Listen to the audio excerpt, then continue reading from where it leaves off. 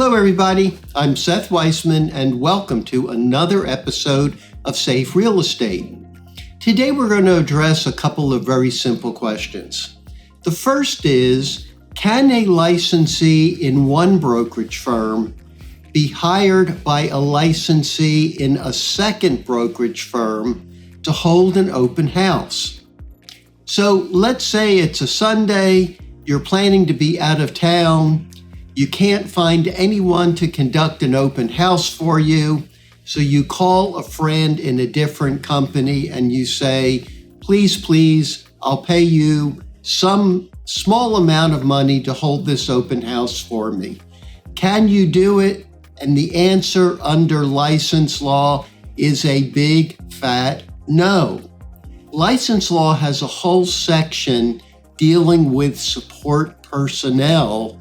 And what that section says is that a person in one company can be support personnel to a licensee in a separate company, provided that they do not perform any brokerage services whatsoever.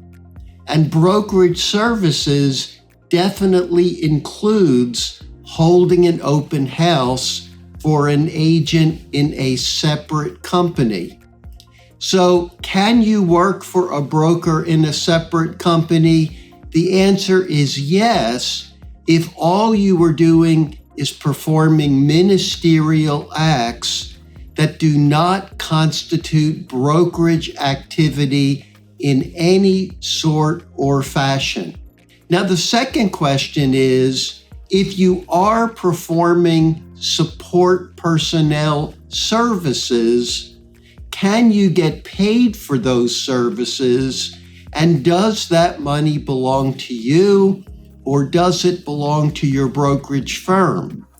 And what license law says is if you are performing brokerage services and are compensated for performing brokerage services, then that money under the GAR independent contractor agreement would be compensation that technically would belong to the broker.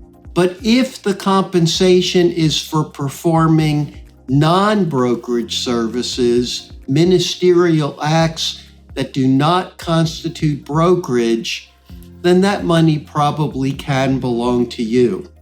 So the bottom line again is, can you hold an open house for a licensee with a different company? And the answer in conclusion is no. I hope this episode of Safe Real Estate has been beneficial. As always, it's great to see everybody. Please continue to tune in. Bye now.